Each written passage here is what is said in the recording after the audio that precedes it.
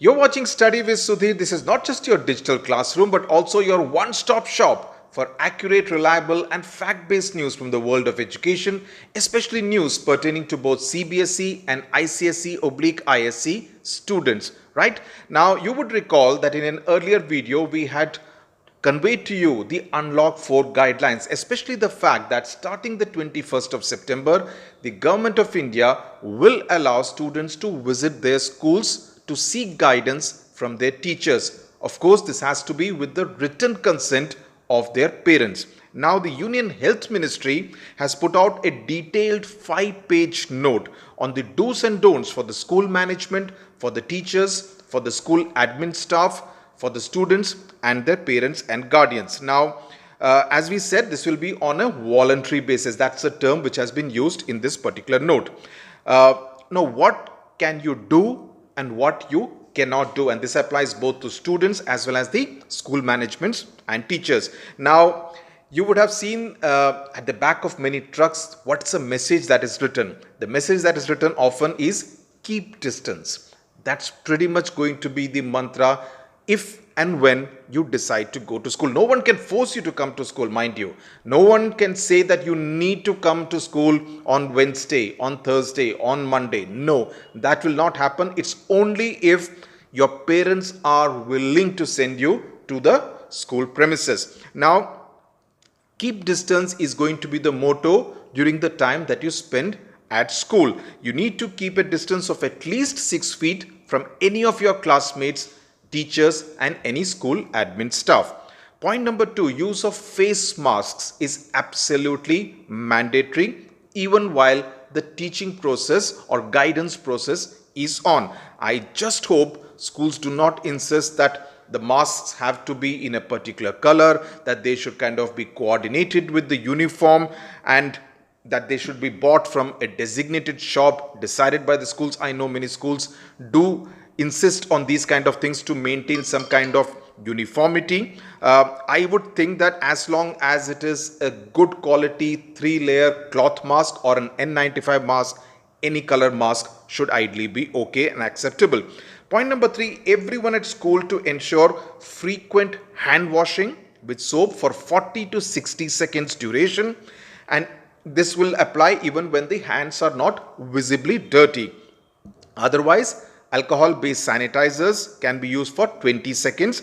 I guess it would be better for students to carry their own sanitizers and the schools to provide for soap and the students to be able to use them at the premises.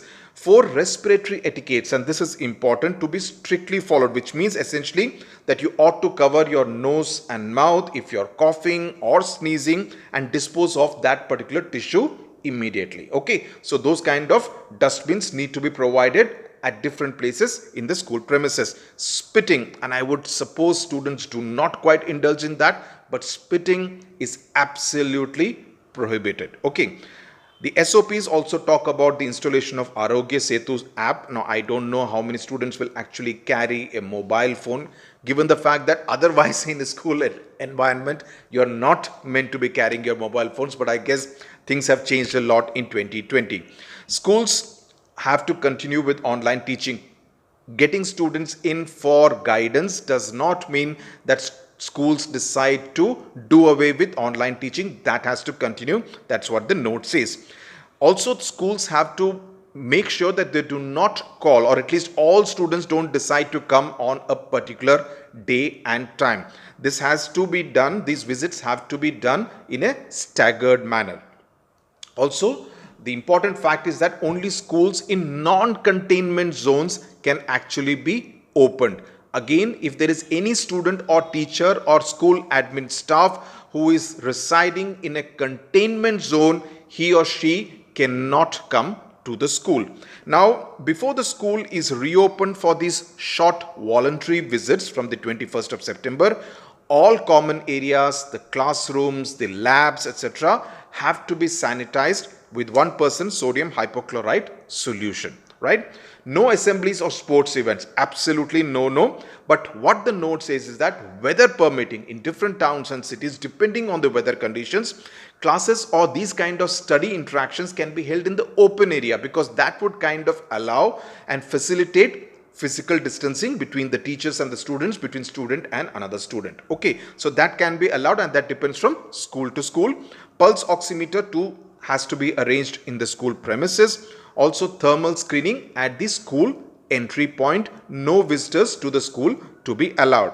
Posters on COVID-19 to be displayed prominently.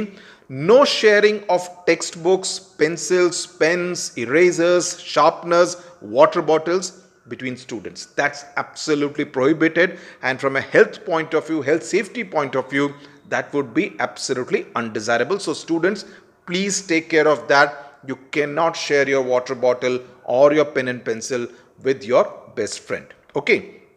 The cafeteria, canteens, etc. to remain shut. Now, what the note does not quite specify is how much time can a student be allowed to be on the school premises. Can it be 1 hour?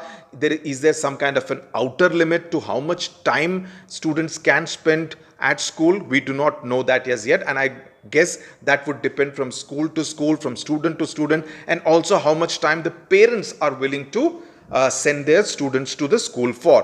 Also, parents, if they decide to give this written consent to their children to go to school, will need to take utmost care to ensure that they travel by a safe means of transport.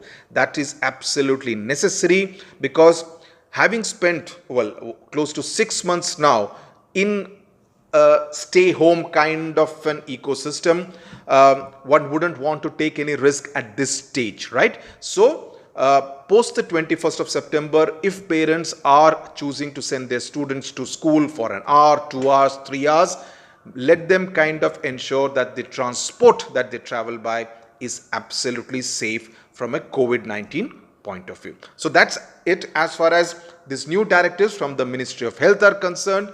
The school managements, I personally forwarded this particular note to a few principals and headmistresses yesterday evening when it came to me. So I would hope that most schools would take care in their own interest and also in the larger interest of their student community, because it will take a while, and this is, as I said in the earlier video, some kind of a dress rehearsal taking place before the government of India decides that schools can now be reopened. So how these kind of voluntary visits by students to the school go, that will actually decide whether schools can indeed be opened for a longer period of time for classes. Of course, this is for classes 9 to 12. Whether schools can be reopened for the senior classes, classes 9 to 12, sometime post Dashera or perhaps post Diwali. Thank you very much for watching.